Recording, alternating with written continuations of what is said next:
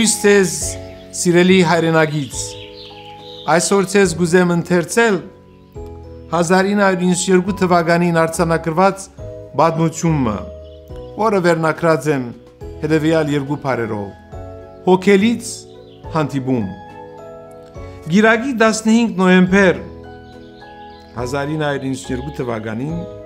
առավոտուն պատվական ու հարկելի ազգայինի հետ կժամանենք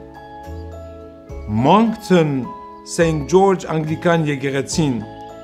Moncton-ը գտնվի Կանադա հյուսիս-արևելյան շրջանի մեջ։ Առաջին անգամ լալով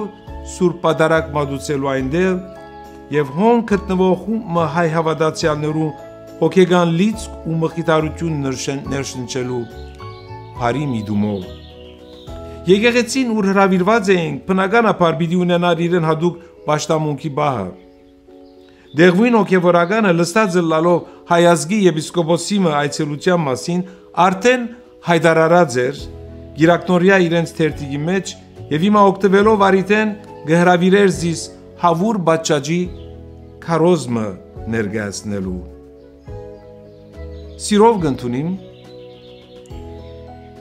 այդ առաջարկը եւ ողջունի քանի մը խոսքերեն հետո գանցնիմ փուն նյութին առանց կդարձնելով մարտիրոսությունը, որում վրա իսկ հաստատված է Քրիստոսի եկեղեցին։ Միտքս ընթացագելով կգետրոնանամ հատկապես հայ եկեղեցու վրա, որպես գենտանի վգամը մարտիրոսացած եկեղեցու։ Արարողությունը գավարդի։ Հոգևորականած տասին հետ միասին կմոտենանք եկեղեցու մայրտրան եւ մուտքի մոտ կանգնած գողջունենք ներկա հավատացյալները մեկ առ մեկ։ Ամենեն վերջը ինձի կմոտենան երկու ձերունիներ, երկուք տալ 90 անց հավանաբար եւ իրար մե անգախ